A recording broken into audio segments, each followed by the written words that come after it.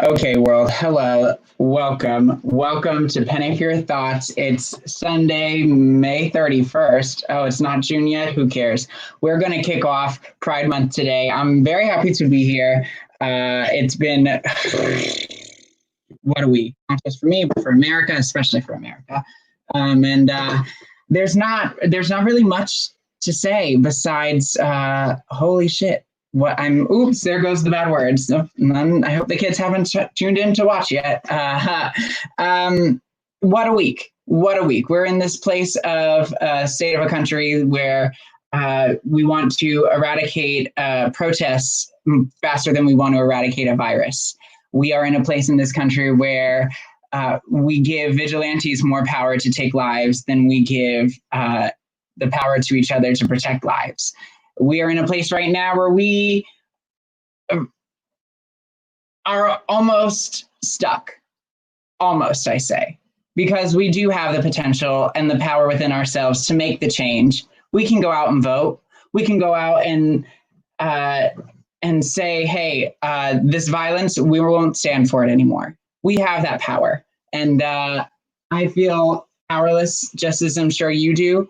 But our power comes together. You've seen these protests. Cities, every city across America, protests after protests. Even in New York City, there's a protest in every borough. Whether it's started by the police or not, it's still happening. They are still there. And we, as the people, get the right to protest. And we get to assemble. So today we're going to assemble. But we're going to assemble with love.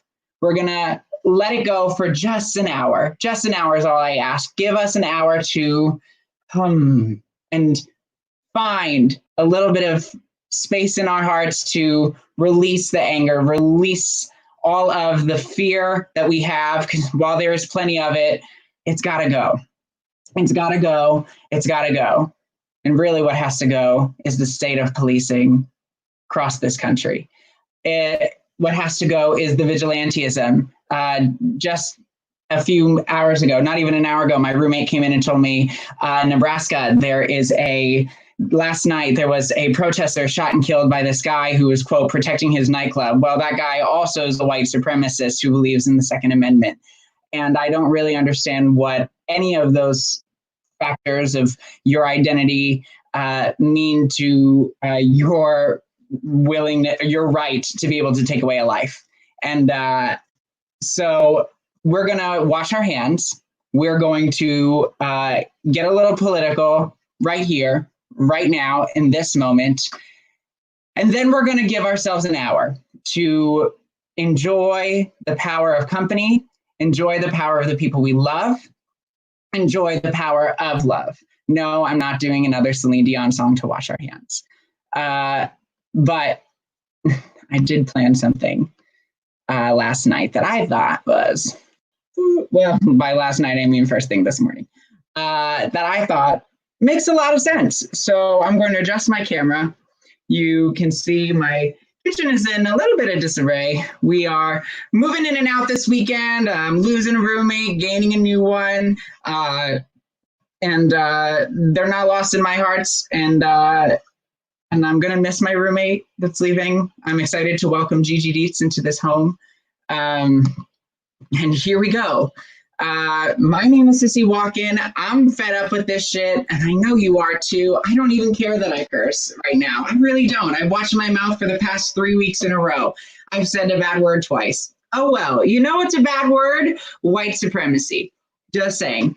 You know what's a bad word? Donald Trump. You know what's a bad word? America. Here we go.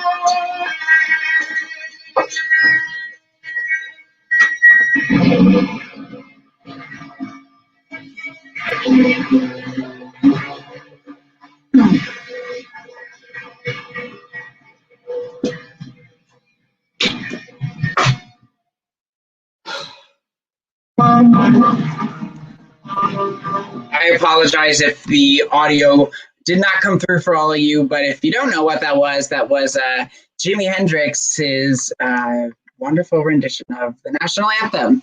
And I don't really know any song about this country right now that will properly demonstrate how I and hundreds of thousands and millions and tens of millions and hopefully hundreds of millions of people feel about the state of this nation. But and enough is enough. Enough is enough. The flag is raised. I surrender. What else? What else? What are we supposed to do, folks? What are we supposed to do besides continue our protests, keep them peaceful, being safe, protecting our neighbors, making sure that our brothers and sisters of color and thems of color are protected and safe. When you see something, do something. Don't just stand there. Don't just do nothing. Don't walk away. Stand there and matter to that person. Make their life matter, because it does. Black lives matter. They have always mattered, and they need to continue to matter now more than ever. And that's Miss Stonewall getting off of her soapbox. Thanks for allowing me to express whatever I felt right there. And you better believe that she's going to keep going to the protests, and I hope you keep going to the protests. So, folks, now I'm going to make a quick 180 flip, 360 flip. I don't know. How many days is in a year? 365 times 2. That's about 710 days together. Come here, honey. Now I can let him into the camera. This is one of our special guests today, my honey Les. It's our 2nd year anniversary He's so happy to be here on camera. He really is. But it's okay. He's going to be the bartender in the back, and that's all that matters. And that's all that matters. So I'm going to bring on our special guest because our lovely couple is going to be joined by another lovely couple that has started a really amazing business during this pandemic. Their names are Matt and Charlie, and they are Little Taste of COVID. Hi, boys. Welcome. We're so happy to have you. Introduce yourselves. I'm Charlie. I work at a restaurant called Per Se, currently on a nice little vacation of quarantine. But making the most of the time unemployed. And I'm Matthew Cornegay. I'm a New York City scenic designer, primarily working as an associate designer to a variety of different New York City designers. Yes. And together you are Little Taste of COVID. Tell us how Little Taste of COVID started, who had the idea, and who said yes. Mostly his idea. We started pretty much when it came to quarantine. We didn't live together before quarantine, and it was kind of like, do you want me to temporarily move in so we can spend time together during quarantine, or do you want to like do long distance basically during quarantine? So we decided to move in. There was hardly the conversation. It was just kind of like, come over, we'll make it work. And so that's how it kind of all started. And then I like to cook. I do it for a living, so I didn't have a living. Might as well start cooking. So he has 2 roommates, and we started just cooking for all 4 of us, kind of family dinner style, because it was just easier that way.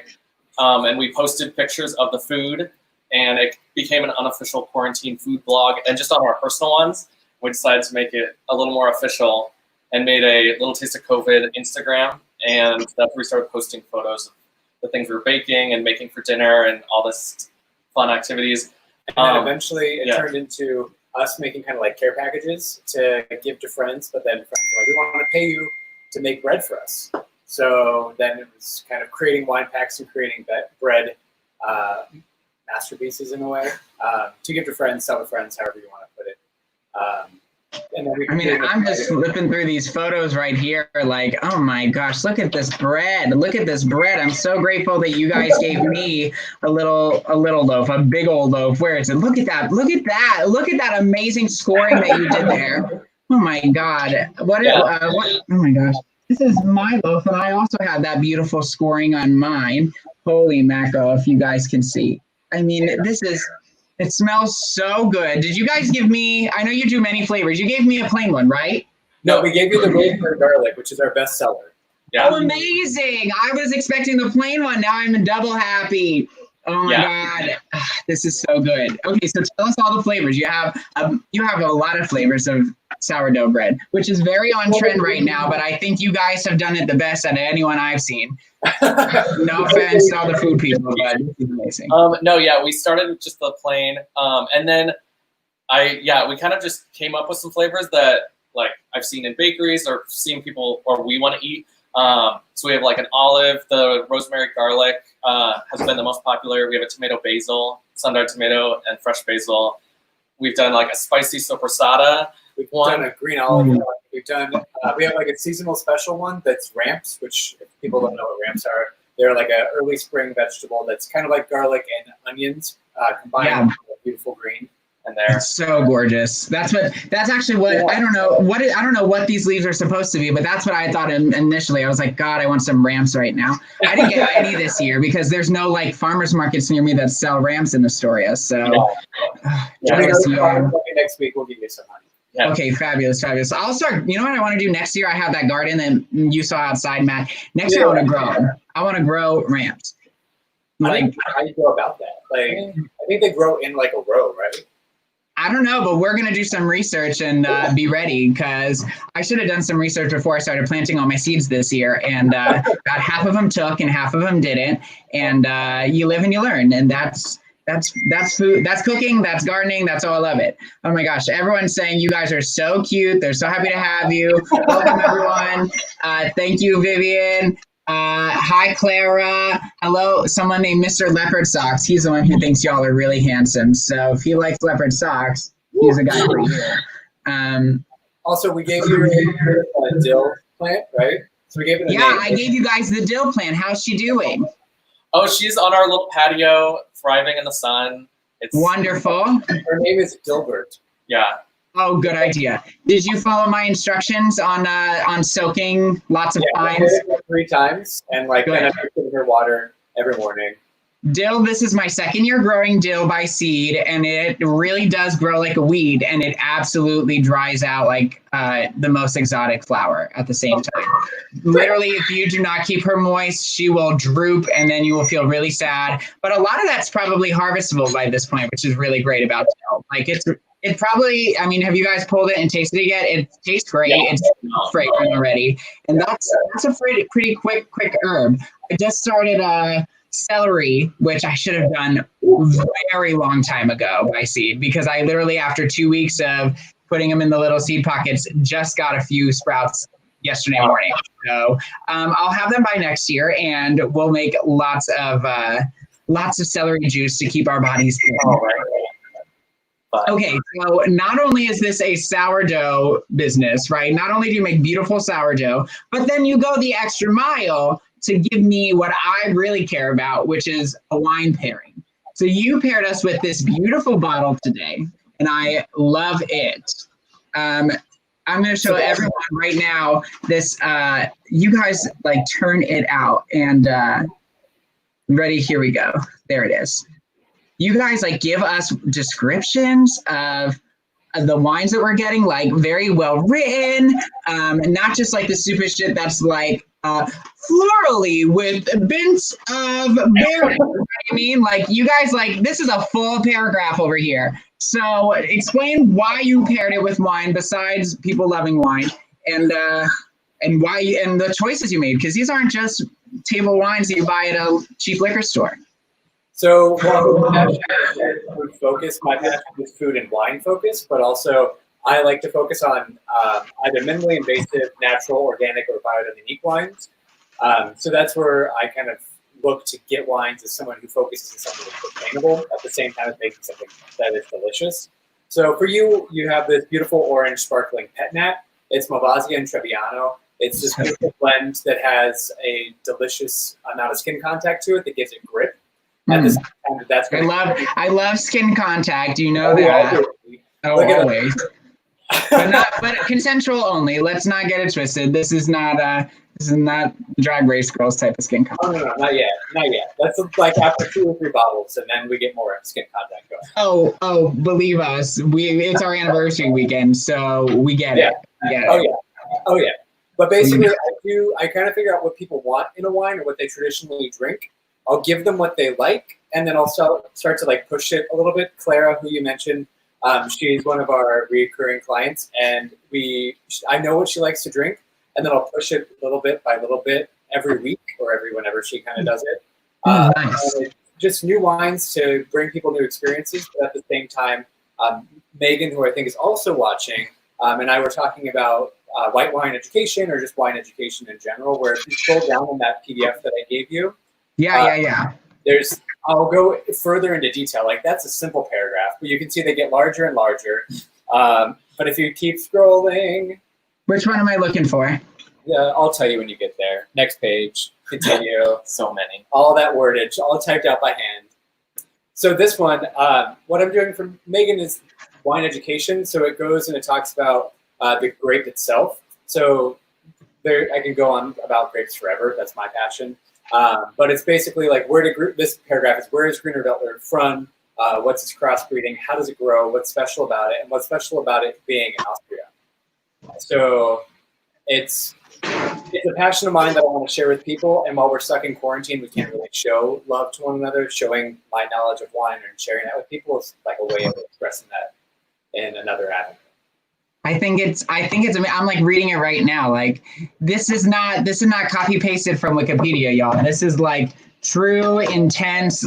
We did our research. We are we know what we're doing. We're not just pairing you with some wine that we have a lot of in the back. Like we're really making it special for you, and I think that's wonderful how special you've tailored your business to our clients' needs. My boyfriend just made us cocktails. Here's Well, we start with it before the wine. The dinner, you know. What did you guys make? So I think you come closer to the camera so they can see you, honey. Do you see how? I don't, you know. There you go. I think you recommended an Alaska sour, but I put a little spin on it, and I made a number 2 Fleet Street. Okay. Which is so good. Which is gin.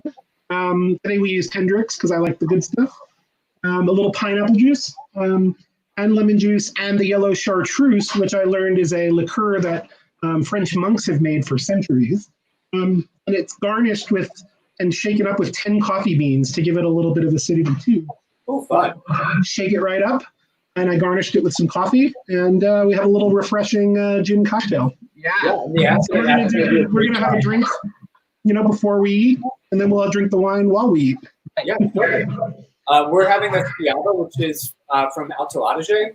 So it's a northern wine region of Italy that's close to the Alps. This is going to be a red that's super light in body and pours more like a rosé. So kind of moving into our summer wines, served with a bit of a chill on it. The same thing with your pet nat. You want to serve that super cold. Ashley, who's watching right now, we enjoyed that a couple of weeks ago. And like the colder it is, the better that acid is bright, and the microflora inside of a pet nat is going to allow you to enjoy it a lot more. So. Lindsay Comer is watching. She's so sweet. Hey girl. And Clara says that you are changing her life one bottle at a time. So this is why, right? Did you guys ever? Okay, so gets me to my next point. So Matt and I met. Gosh, how many summers ago was that? Now was it 2015? I think it was 2015. Yeah, okay, so we worked at the Hangar Theater together while it was under the wonderful artistic direction of Jen Waldman. Woo! We love that. And Matt was an apprentice for the scenic design there, right? Were you an apprentice or were you? I was the carpenter. You were the carpenter that year. And I was part of LabCo. We #LabCo Fabco.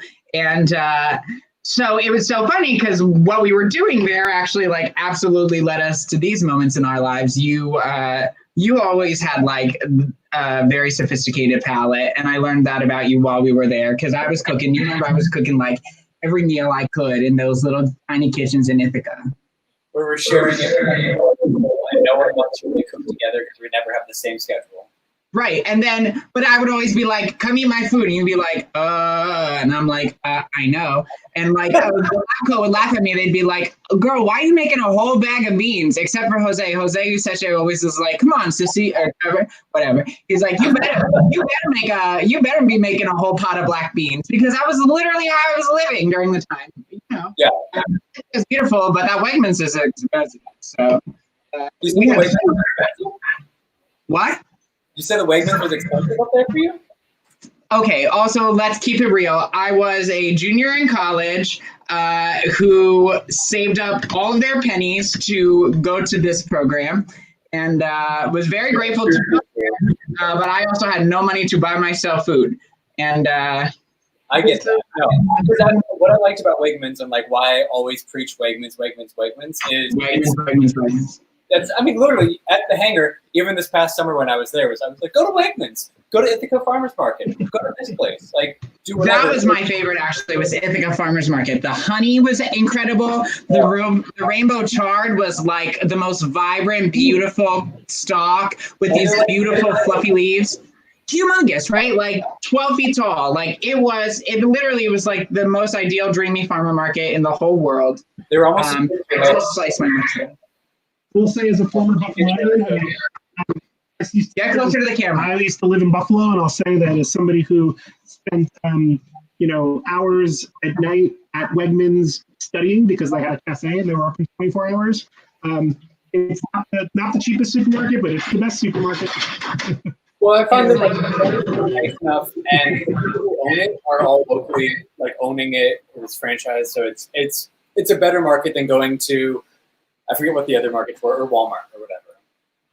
Yeah, that's literally all you had. You had the full spectrum and the nothing in the middle. You had, I think there was an Acme. I think there was an Acme. If I'm incorrect, sue me. But I think it was like Wegmans, Acme, Walmart. Yeah. Once we get the car, I'm driving to the Navy Yard. I'm driving to Wegmans. I'm looking forward to it. Have you guys been to the Wegmans in the Navy Yard yet? Oh yeah, we go there. The line was already out the door before before COVID, and now we're in COVID, and now it's probably what, triple, double, quadruple If the you lane. go right at 8 o'clock in the morning, there's no line. It's like, who in COVID is waking up that early, right? That's when Grandma me, because I'll show you why. Come here. Oh, she's a little nervous. This is Tiger. This is my new little baby. She's so cute. She's talking to the camera. You're so cute. But her and my other cat, Cheetah, they've been fighting a lot. 5:45 in the morning, so I'm up. But The past few nights I've been in his house, though, so I've like kind of slept a little later. That's why my skin looks so good today. But part of what Little Taste of COVID does is we do local deliveries throughout New York City. So whatever borough you're in, we go all the way up to Inwood in the Bronx and all the way into Brooklyn, kind of wherever the heck you are. Pardon my, I'm trying not They to. came to me in Astoria the other day in that same Jeep that you had when we went to the waterfalls, like late at night. Remember that night? That was so much fun. What? It was fun. We was all like, It was what? technically against law. Who cares? They paid you. The check cleared. They can't come get you now and come try to me. I paid you. So hello, I don't care. Plus, it's a new artistic director, and they didn't want me to walk into the audition room back in the day when they changed it. So I don't care. I'm not going to say nobody's name, but we all know. Okay, so I'm just taking a little bit of pour out of this slice of tomato, and are you both meat eaters? Oh yeah. Okay, great. So I'm the only one in this quad. What would they call it? It's not a throuple, it's a quadruple over here, I guess. Who doesn't eat meat? So I roasted myself some red peppers this morning. Yeah, nice. Did you put it in like salt and pepper, or?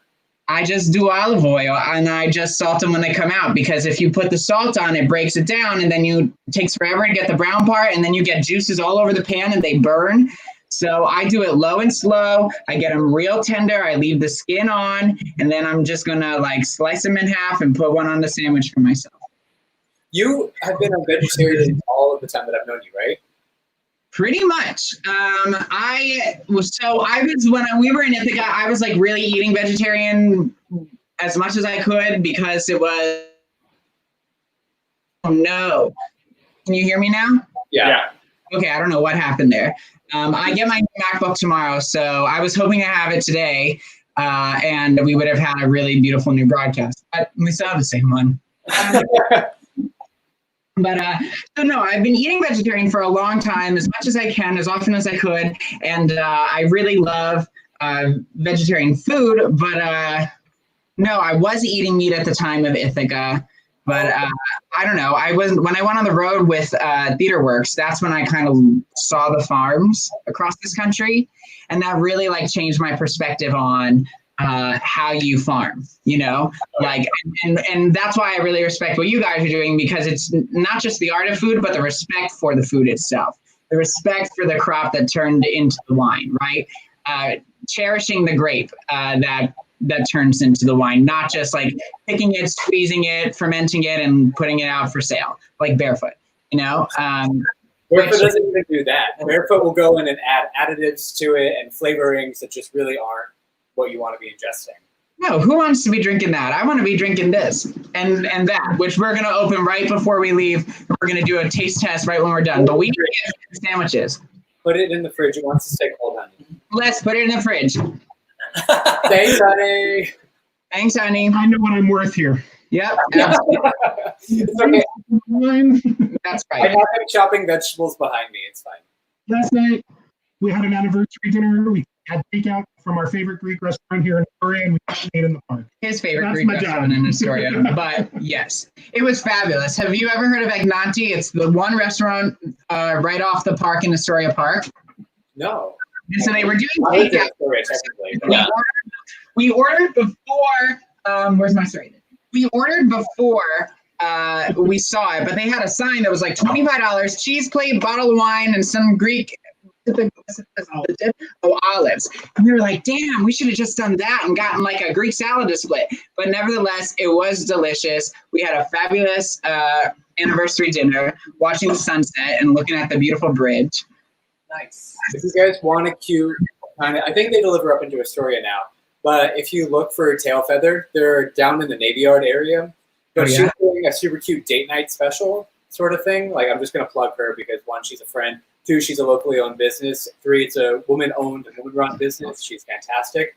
But it's Tail Feather Bar. You can shop them online. But they're doing a cute date special. It's a bottle of wine and a pizza with 4 cookies for $50. And like, she has, I think it's like 20 bottles of wine you can choose from any gamut of your choice, from white to orange, rose to red. Like, you're golden right there if you guys want to. That is, Les is looking them up right now. I'm a red wine drinker, so that's my. I know, I heard. I know. So when you were like, I got this beautiful sparkling wine, I was like, well, I guess I'll be drinking it. But I think you're gonna like it because of the weight inside. I'll drink it and I'll like it. I mean, I know. I'm a wine drinker, but given my druthers, I'll choose red most times out of 10 or whatever. But so are you boys red or white? What's your like? Don't ask me. That gets difficult. You know that. I know that. I know you're very complicated. I know this about you, but make a choice. I tell this to him all the time. I'm like, make a choice, damn it, with the knife in my hand. I'm definitely a red person, but I definitely don't only drink reds, especially with him. It's kind of, it's like, red, there's 20 options of red. Oh, there you go. Woo! It's like, I don't know if you can see behind Charlie, but I have our zoom in. Oh, fabulous. Look at that bread. I just sliced your gorgeous bread. She's so flaky at the top. Like you can see this, like it just peeled off. Oh my gosh, it's so good, boys. Here, let's break bread. This is the end piece. So that's what you do with the end piece. You break it and you share it. Oh, yeah. The butt. You're a butt breaker? I just opened a new bottle of cheap olive oil, so it's worth it. Oh, yeah. I know. For being in Astoria, it's like salt and pepper. I'm Italian. I know how to serve bread. Perfect. Where's the oregano? Get the oregano. Thank you. Well, I really am enjoying how this situation has caused people to be creative and rethink, the way that they deliver all kinds of services. But the food industry really, I mean, there have been so many people talking about how to be more creative about it. This is really cool. Okay, so here we go. We're dipping it in the oil. The oregano, salt, pepper. Boys. Oh my God! Everybody better go like Little Taste of COVID. They just started a Facebook page and they've been on Instagram. You can see all those gorgeous pictures. Give them heart. Share. We could use a little bit of food love in our lives. Right. So please come on. We're about to turn on a griddle. I got this cast iron my Nonna brought back from Italy. I just did her this week. So we're gonna cook our sandwich on there. We're blessed with like a cast iron Plate in the stove. Oh, love. I wish I had those. Those are fabulous. There's also like little room on my counter. My roommate just moved in and they had a spice collection to die for. So I'm so excited to look at this all. I had just run out of paprika and they brought this whole big ass thing of this nice paprika. Cha-ching! So I'm very excited that I have a new roommate. He's amazing. And also drag queen. So it's very exciting. She'll be on the show eventually. Wait, what's her name? Her drag name is Gigi Deet, and she does an Angelica Pickles number that is to die for. And as a millennial, what? Was she in Simpsons with you? No. She was not, but maybe in the future. Noted. Oh my God. Angelica Pickles is from Rugrats. Just kidding. Okay. Sorry, my pop culture knowledge sucks. As anyone who actually knows me will be like, yeah, Matt. That's pop culture is horrible. I do know that about you, though. I did know that because I make references all the time, and I remember you being like, huh? If it's architectural, wine, food, Carpentry. Like, you're actually the person to survive the apocalypse, and I'm the one to remember yesterday when it happened. So, that's when we were talking about this, and it's like, oh, we have to go live on Facebook. I'm like, I don't use my Facebook. I know. I literally, this is so funny that we're on Facebook because I know people are like, I made a big old stink a few weeks ago where I was like, I'm done. This platform is so destructive. And I just learned, look, we lose viewers from that. So we cannot keep talking about how bad Facebook is. They take you off. They don't like your algorithms. They get rid of you. It's like great. They get rid of you. Okay, so here's the deal. I made you guys some of my pesto. Oh yeah. Oh yeah. Have you tried it yet? Yeah, it's delicious. Yeah. Good. That's the right answer. It smells so good. Nice and green. All the pecorino that's inside of there is woo. It's nice. It's nice and pungent, huh? Oh yeah. That's when people are making pesto. It's like, okay, you can make a pesto out of anything, but when you make it out of like really great ingredients that complement one another, it's fantastic. We made a fennel one a couple weeks ago. So it was just like fennel with a little bit of, I think it was manchego that we threw inside of there, and then walnuts, and like kept it wonderful. But I just did a classic for you. I did basil, pecorino, lemon zest, crushed red pepper, toasted pine nuts, olive oil, salt, pepper. yeah, Very classic. But one of my favorite like special pestos to make is carrot top pesto using the carrot greens. That's really something else. And then you take the carrots themselves and you roast them up and you toss them in the pasta with the pesto. oh yeah. Kyle, honey, I have to make that for you guys Monday. Okay, so I'm ready to build my sandwich. This is how we say it in Italian America, sandwich, not sandwich. So slice your bread, hopefully right, beautifully, as beautiful as I can do. And I bought Les yesterday this gorgeous prosciutto from the Italian deli. And while we were there, there was this woman in line, and she was ordering like $300 worth of shit. So we were like standing there forever waiting. It's so worth it. Guarda how gorgeous she is. How thin. Wow. So This is an Astoria Italian deli, right? absolutely, we support Astoria businesses all the time. See, my office is right next to Esposito's, which is a Brooklyn deli, which I love to frequent and bring him with me. They do everything in-house from their prosciutto, and they like make in-house prosciutto, and then they make in-house soppressata, and then they import pecorino and provolone and stuff like that. That's just perfect. That's delicious. I'm jealous. I love, that's an institution, Esposito. So you're very lucky. Oh yeah, right? When I mentioned anyone who hasn't really lived in New York, like what's Esposito's? Once you're in New York, you know. yeah, you know it. There are New York institutions that you just go, that are like known by one word or by reputation only. Exactly.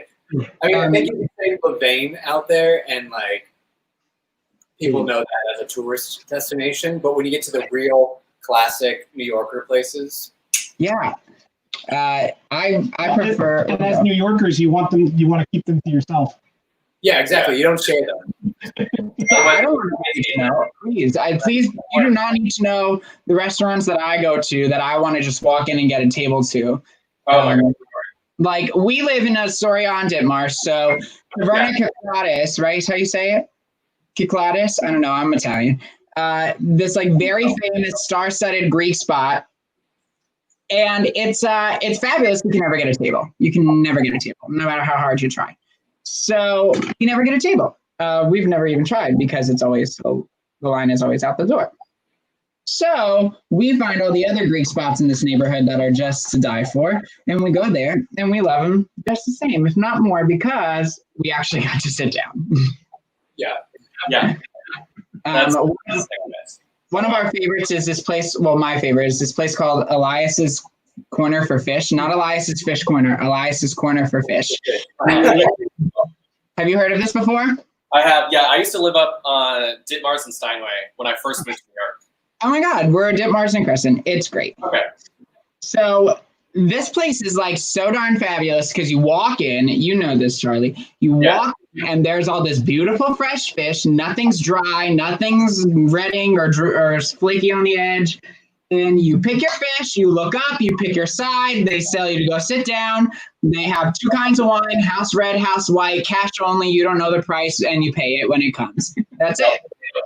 Yeah. You're happy to pay it. You're absolutely thrilled to pay it. Like, don't give them credit. Okay, so I got my skillet on.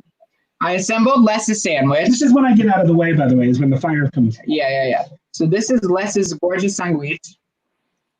Oh yeah. You want to see ours? Ours is like a silk force. Oh, wow. Oh, so beautiful. Amazing.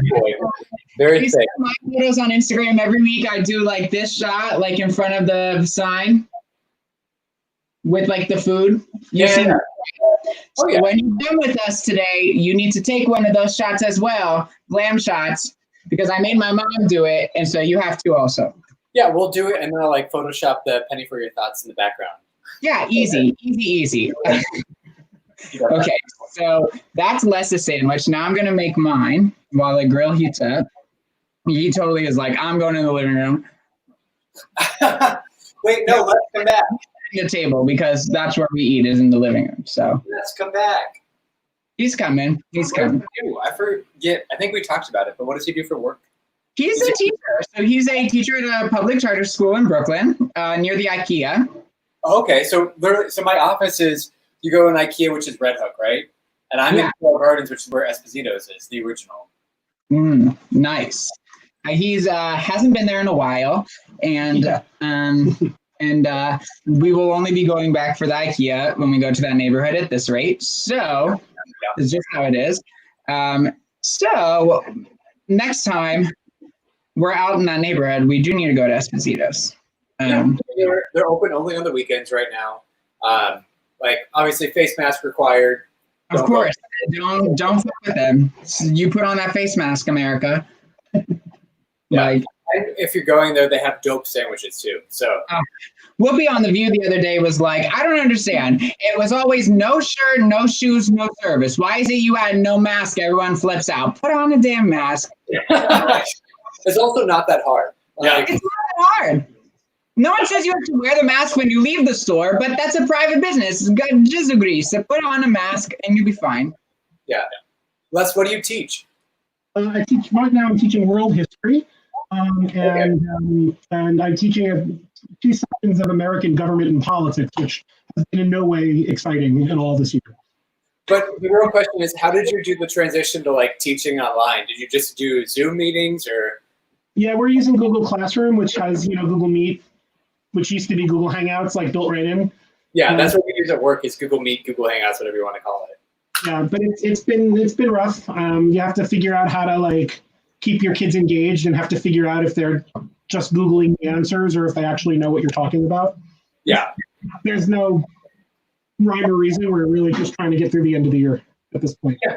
When is the end of the year? Like soonish? Friday, June 12th. I'm not counting or anything. Woo! All right, the sandwiches are going onto the skillet. Let's back up so they can see.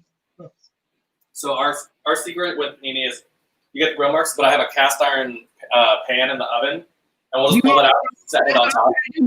I don't have a cast iron, but I got I got this one. And it would be like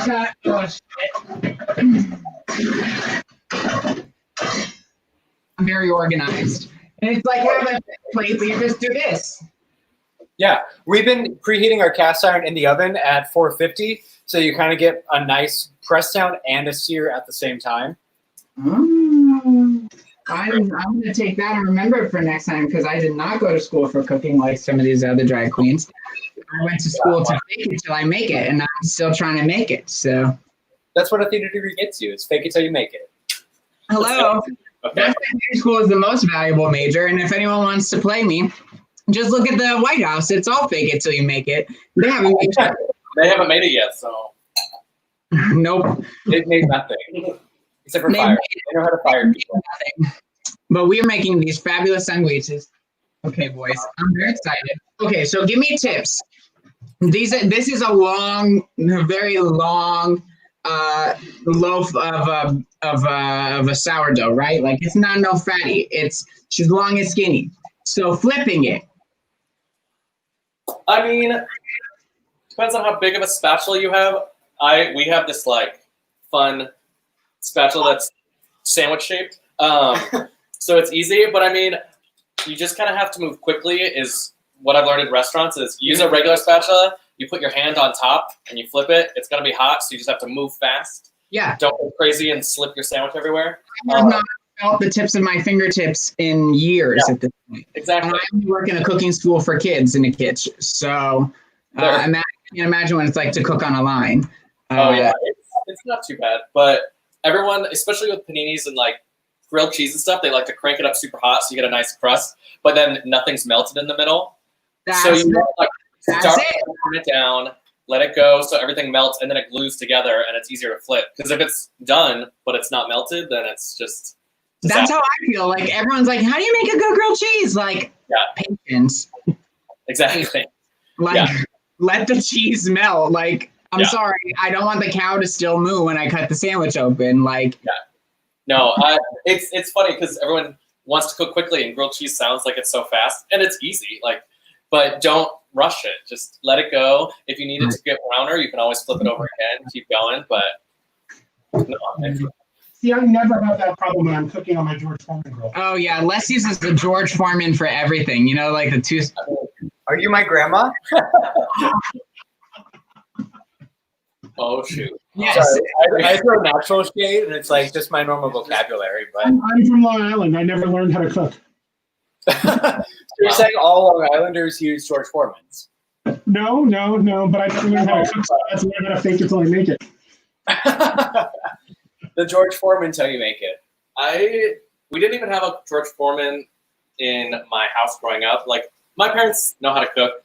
They're not masters by any means, but my mom cooked a lot of meals growing up, and so that was pretty nice. But we never had any of the kind of George Foreman grill. We had a wall flyer. That was probably the most exciting appliance we had. We had it too, but my mom never pulled it out ever. It stayed in the box from her bridal shower through her divorce. That's literally what happened. No, we at least pulled that out every once in a while. The benefit to this is that I grew up eating at great restaurants. My mom can cook when she chooses to, but I grew up eating it, the dad who worked in the city, I ate at all the great restaurants before I was bar mitzvahed. What was your favorite restaurant in the city when you were a kid? Do you remember? Oh, man. The greatest meal I ever ate in the city growing up was at Il Molino. Hands down, no question about it. That was an unbelievable meal. And then we also love little holes in the wall, shri papai and Woodside is our favorite Thai food. That's literally right next to me. Mm-hmm. So there were both the classic great restaurants and also the I gotta get out of the way. And also I was over here. He's like, "You're blocking the sandwich." I was like, "Shit, blocking my line. Gotta go over here." I know. So I kind of burnt mine, but it's okay. I'll eat it.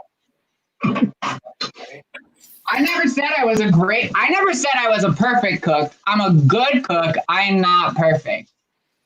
I wasn't a perfect, I'm not a perfect entertainer either, but I'm pretty good at it. Good enough to still be here. So, salud, okay?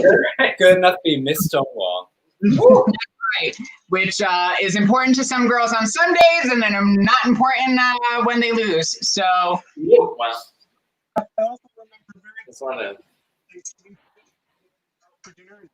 I can't hear you. You can't hear me anymore? Oh, I hear it now. What'd you say? I remember our yearly Thanksgiving tradition of going out for dinner instead of cooking dinner. Yeah. And that Luger's was, when it was still an institution, was always our Thanksgiving place. Yeah, but Peter Luger's in modern day mindset has kind of, in what I've seen. Yeah. Well, that's what I'm saying. I still remember, the old days when it was still kind of considered the place to go for a great steak. Now there are a lot of places that have taken that model and flipped it up on its head. But I'm not sure. We'll see. I'm curious to go back to Luger's and see if the reviews are true.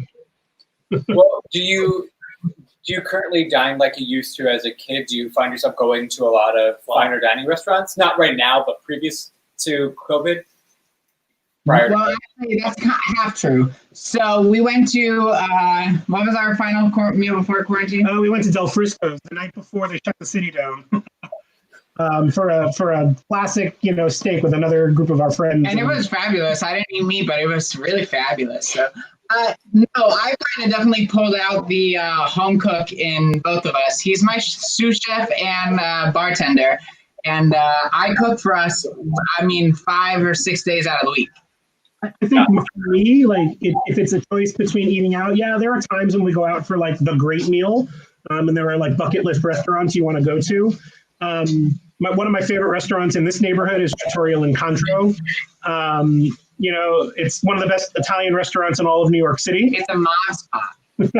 Yes. And we've been eating there for years, and Chef Rocco is unbelievable. It'll be like a Tuesday at noon, and you'll see a bunch of Mercedes and Cadillacs pull up, and you'll be like, either someone got hit or there's christening. So. But what I was going to say was, I find myself much more attracted to like sort of these hidden gems in New York now.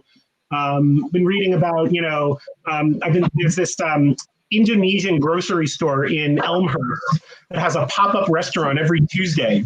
Oh, wow. And you basically sit down at the one table that she has in the back, and she makes you whatever the hell she wants, and it's supposed to be unbelievable. And those are the kinds of things I love to do around New York now, too. We tried to go, but we went on the one Sunday that she stopped doing them on Sundays. So, Oh, goodness. yeah. So, and then, Corona. But we did find a really great, what was it, Vietnamese? No. Indonesian place. It was Indonesian. There was another Indonesian restaurant across the street that we just fell in love with. So. That's New York is great for it. You find a neighborhood and go say, okay, what's the best food I can eat in this neighborhood and no one knows about? Yeah. Well, I think what's really great about modern day New York is you used to have a lot of the classics like Peter Luger or Del Frisco's or any of the huge names that that honestly right now are a tourist spot still. Yep. But in today's day and age, it's like, we're so well connected that you can figure out within 10 blocks of you, what's a great restaurant to go to for et cetera, et cetera. Exactly. Last night, my roommate came in and they were like, all right, what food do we eat in Astoria? And we were like, do you have an hour? Because the two of us just went back. We know everything. Like best pizza, literally the best pizza. We're so lucky, like traditional New York style pizza in Astoria at our corner. Mia Pizza. Like if you want just a typical, you get a typical New York slice, New York pie, not expensive, no bougie shit. That's where you go. Now, if you want some bougie stuff, you go to Milk Flour. You know what I mean? Yeah. Like, in Astoria, though. But if you want supreme shit, you go to Cali in Brooklyn. Right. Well, we're not in Brooklyn, and I'm no shade to Brooklyners. I'm not planning on moving to Brooklyn anytime soon. I like it. You like it there in Queens, so I like it here in Queens. Yeah, I love it in Queens. I also love it in Brooklyn. It's like outside of Manhattan, but he lives in Woodside but works in Brooklyn. I work in Midtown but live in Queens, and so most of my going out or going to eat is all in Queens. And there's a lot of good places in here. I really like it. The food here is so underrated. And I'm kind of like, let's keep it that way. Yeah, the only thing we're missing here is like good Chinese food that I have to seek out in Chinatown sushi or Flushing. Yeah, sushi is not in Queens. Yeah, sushi is hard to find unless we kind of made like a list on iNotes or whatever, which is like a knockoff restaurants in Queens we want to go to. Yeah. But we both love Asian cuisine. Mm-hmm. You have to go towards Flushing to get it. Like it's not like any sort of stereotype, but it's like there's so many great restaurants that are out there. If you want dim sum, if you want sushi, if you want hot pot, we did dim sum and soup dumplings for the first time. Yeah, and I was for him anyway, not for me. Crazy. I was Flushing? In Flushing, on a snowstormy day, and I can get you to eat. You got me to eat a soup dumpling. I got a few soup dumplings. But with meat or? It was shellfish, but it still was a pork broth, which was not my thing, but I still ate it anyway because I was like, we're here, I'll do it, but we're going to. Oh, but honey, it's delicious. Oh, it was delicious. Okay. If you want to think about it, it's like the pork broth is using parts that aren't I'm just about to do that too. A panini. Okay. All right, I'm on the Sorry, she worked fast. So ready. I'm ready to slice. Honey, plate. Serrated knife. Oh, I dropped the salt. Let me teach you boys a quick trick before you go. When you drop salt, you take it from your right hand, you throw it over your left shoulder. That gets rid of the manioc. It's an Italian tradition. Bad luck. So no manioc for me, okay? No, good luck. Okay, I really did not do a great job on my own sandwich. You did a job on his. Like, I really did a shyster job. You have the same colors in your kitty as I do for both of mine. Honey. His name is Mowgli, and he is his roommate's cat, but he is also residing in this tiny little apartment with us. Little Mowgli. So, Mowgli was a role that I wanted in Jungle Book, and then I was doing a children's version, so they actually cast a 5-year-old. But I got to play the snake, Ka.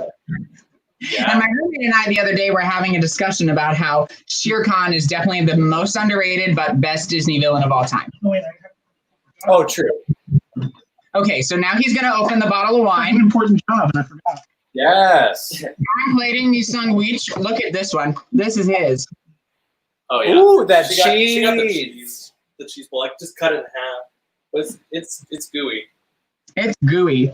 I just gave you the cheese shot for it, but like, come on, sandwich. Yeah, right? We all love a good cheese shot. We love a cheese shot. I especially love it like all the way up from my torso up to my face. It's really, it's like a race. It's like how far you go. Cheese shot.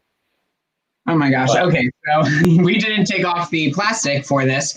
I was like, oh, we got to be done by 3 o'clock because my other roommate's movers are coming at 3 o'clock. But it's okay. We're gonna do it. I'm gonna do my closing number for. Oh my gosh!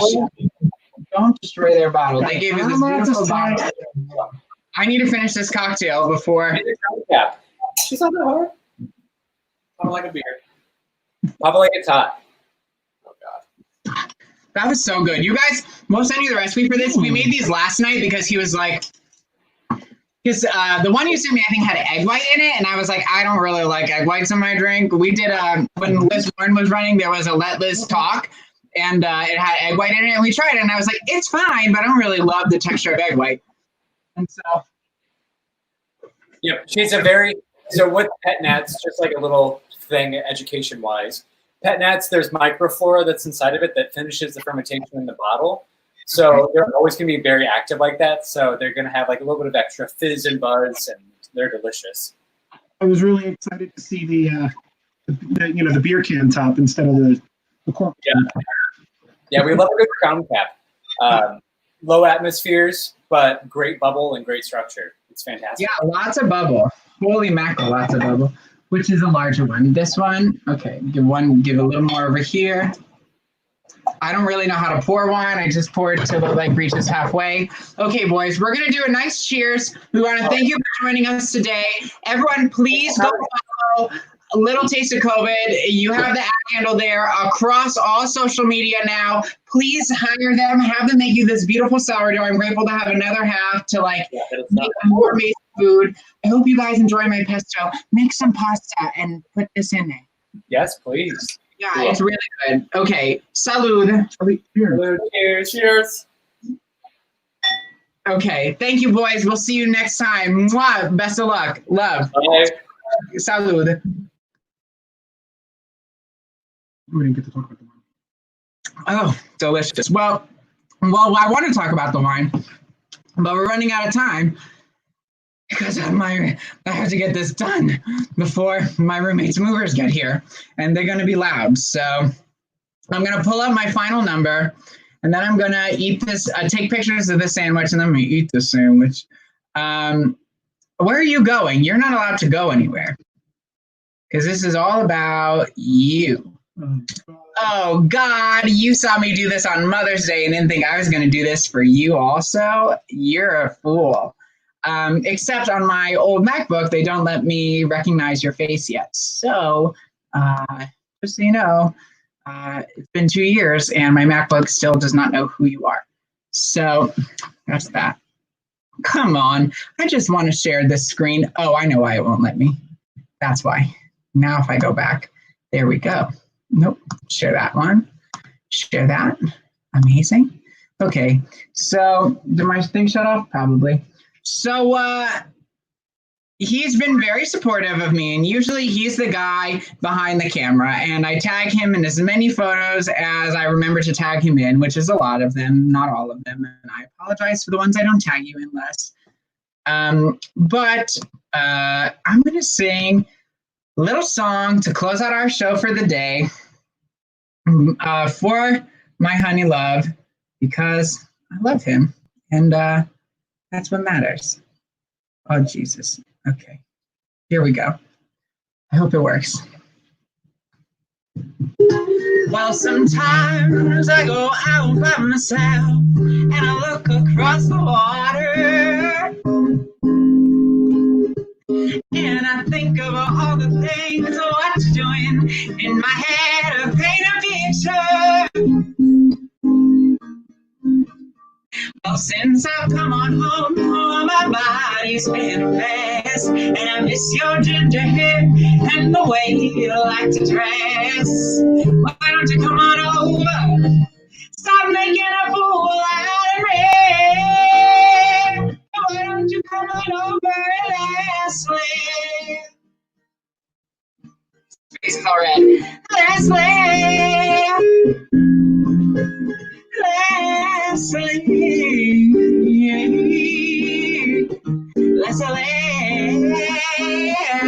I got alternate word for you. I will bail you out of jail, my promise. I will put the house up on for sale. I will get you a lawyer. No, you're Jewish, so you probably have better lawyers than me. And if your dinner capture 10, well, you have found the one man who'll fix it for you. And we'll go shopping everywhere. I'll change the color of my hair, and we'll stay busy. I'll keep you busy, and I will help you pay that fine. You've been dodging all the time, I can see you dizzy. Well, since I've come on home, my body's been a mess, and I miss your curly hair and the way you like to dress. And the answer, why don't you come on over? Stop making a fool out of me. Why don't you come on over, Leslie? Leslie.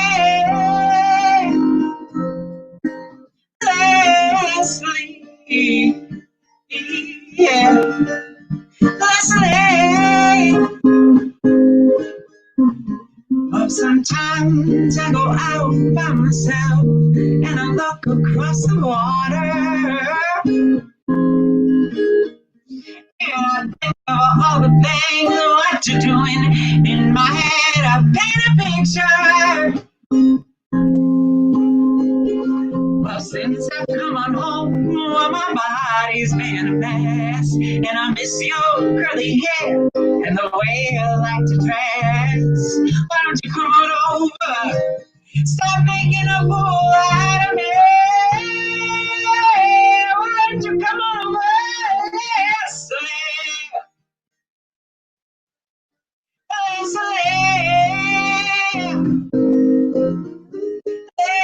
Leslie, yeah, baby, Leslie.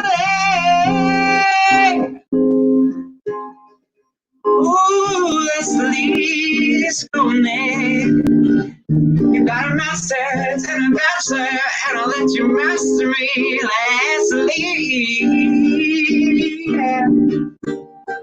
Leslie, I love you so much, Leslie.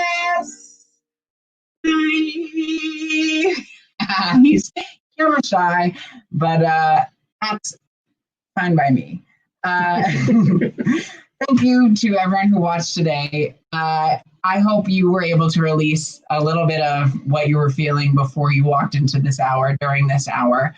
Remember to go out and spread the love, just not coronavirus. Protect your fellow citizens and stand up for what you know is wrong. And cheers to today, to tomorrow, And to the next 2 decades. Is that how long we have until we get divorced? So the Trump administration is over? Oh, God, I don't know. He's going to be the king of America. He already acts like he is, but we're not going to end it like that. He already finished that glass of wine because he's so nervous. And I just want to, again, one more time, say thank you, thank you, thank you, thank you, thank you, thank you. Okay, goodbye. Love you. See you next week when I have a new MacBook. Woo!